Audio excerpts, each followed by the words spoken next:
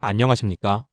오늘 이 시간 우리는 상대방의 뇌를 아껴주는 비즈니스 글쓰기, 즉 논리의 기술에 대해 함께 탐구할 것입니다. 특히 바바라 민토의 피라미드 구조를 활용하여 전략적인 보고서를 설계하는 방법에 집중할 예정입니다. 비즈니스 논리의 핵심은 바로 반응 속도에 있습니다. 글을 읽고 그 의미를 파악하는 데는 에너지가 소모되죠. 작성자의 임무는 읽는 사람이 메시지를 이해하고 관계를 파악하는 데 필요한 에너지 소모를 최소화하는 것입니다. 학술 논문이 메시지의 타당도와 신뢰도를 증명하는 진실에 초점을 맞춘다면 비즈니스 보고서는 상대방의 이해도와 반응 속도를 높이는, 즉 속도에 초점을 맞춥니다. 읽는 사람의 에너지를 절약해주는 것, 그것이야말로 최고의 비즈니스 매너라고 할 수 있습니다. 논리는 결코 마법이 아닙니다. 이는 그룹핑과 관계 설정이라는 두 가지 과정의 합이라고 할 수 있습니다. 먼저 수집된 데이터, 즉 로우 데이터를 의미 있는 덩어리로 묶는 그룹핑이 필요합니다. 그 다음 이렇게 그룹핑된 메시지들을 서로 연결하여 하나의 스토리를 구성하는 관계 설정이 이어집니다. 기억하십시오. 연결되지 않은 메시지들은 단순한 나열에 불과하며 결코 논리라고 할 수 없습니다. 메시지는 세로의 깊이와 가로의 폭으로 연결됩니다. 예를 들어 내 아이는 머리가 좋다는 결론이 있다면 수학 경시대회 금상수상, 독서 퀴즈대회 입상, 기말고사 우수 성적과 같은 근거들은 왜 이 아이가 머리가 좋은지를 설명해주는 세로의 관계, 즉 종속적 인과관계를 가집니다. 동시에 이 근거들 자체는 서로 동등한 수준에서 무엇이 또 있나요? 를 설명해주는 가로의 관계를 형성합니다. 이처럼 세로와 가로의 관계가 완성된 형태가 바로 우리가 오늘 배울 피라미드 구조입니다. 생각은 바텀업으로, 즉 아래에서 위로 데이터를 쌓아 올려 결론을 도출하는 방식으로 설계해야 합니다. 하지만 메시지를 전달할 때에는 반대로 탑다운 방식으로, 즉 메인 메시지인 결론부터 제시하고 핵심 라인으로 논점을 확대하며 마지막으로 세부 데이터를 근거로 확인하는 방식으로 전개해야 합니다. 메시지를 전달할 때는 반드시 하나의 결론을 중심으로 논점을 펼쳐나가는 피라미드 구조를 사용해야만 독자의 이해를 높일 수 있습니다. 피라미드 구조의 첫 번째 규칙은 상위 메시지는 하위 메시지의 요약이어야 한다는 것입니다. 최상위 계층의 결론, 예를 들어 우리는 A를 해야 합니다라는 메시지는 하위 계층에서 왜죠? 라는 질문에 대한 답, 즉 B와 C라는 이유 때문입니다라는 1차 요약으로 이어집니다. 그리고 그 하위 계층에서는 근거는요? 라는 질문에 대해 구체적인 데이터 D, 이가 이를 증명합니다라는 2차 요약이 제시됩니다. 상위 계층과 하위 계층은 이처럼 철저한 질문 마이너스 대답 관계로 이루어져야 합니다. 두 번째 규칙은 같은 그룹의 메시지는 동일한 종류여야 한다는 것입니다. 사내 주차장 부족 해결안을 예로 들어보겠습니다.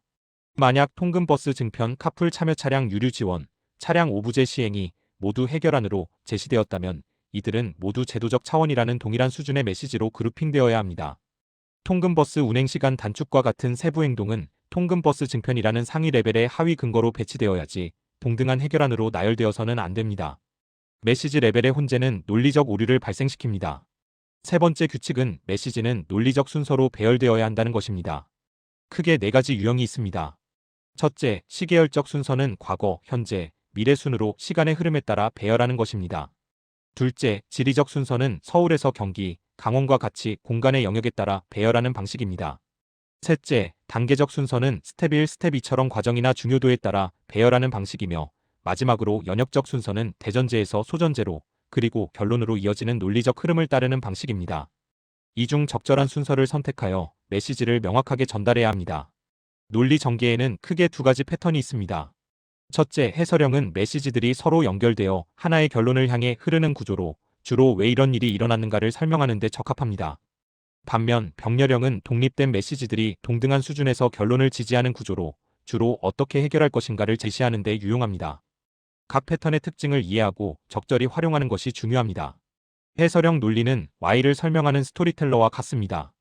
회사의 주차 공간은 고객 우선 원칙이다라는 대전제 아래 현재 임직원 차량이 고객 주차장을 점유하고 있다는 소전제 사실을 제시하고 그에 따라 그러므로 임직원 주차구역 준수를 강제해야 한다는 결론을 도출하는 식입니다.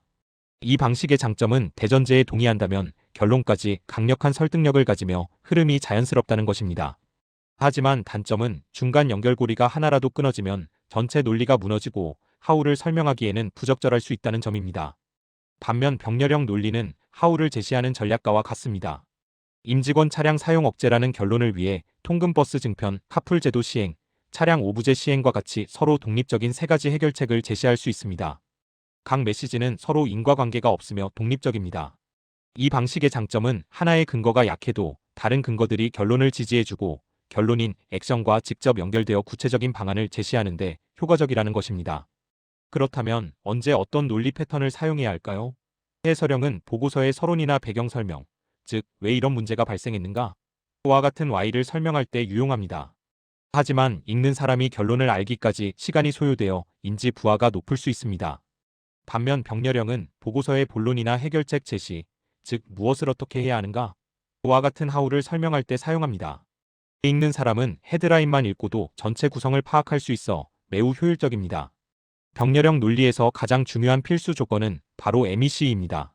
A는 Mutually Exclusive, Collectively Exhaustive의 약자로 메시지에 중복과 누락이 없는 상태를 의미합니다.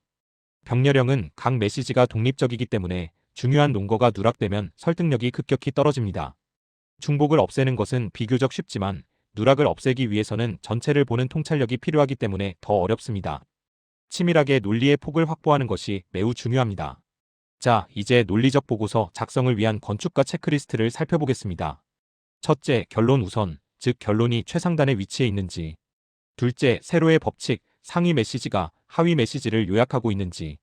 셋째, 가로의 법칙, 같은 그룹의 메시지가 동일한 레벨인지. 넷째, 순서의 법칙, 논리적 순서 시간, 공간, 중요도, 연형을 따르고 있는지. 다섯째, 구조 선택, 목적에 맞게 해설형과 병렬형을 적절히 선택했는지. 마지막으로 MEC, 병렬형 구조에서 중요한 누락이나 중복은 없는지 확인하는 것이 중요합니다. 결론적으로 논리는 상대방을 위한 배려입니다. 복잡한 생각을 그대로 쏟아내는 것은 비효율적이고 상대방의 에너지를 낭비하게 만듭니다. 치밀하게 설계된 논리 구조는 상대방의 시간을 아껴주고 당신의 메시지를 가장 빠르고 정확하게 전달하는 강력한 무기가 됩니다. 논리는 단순히 논쟁에서 이기기 위한 것이 아니라 이해의 마찰을 줄이는 것입니다.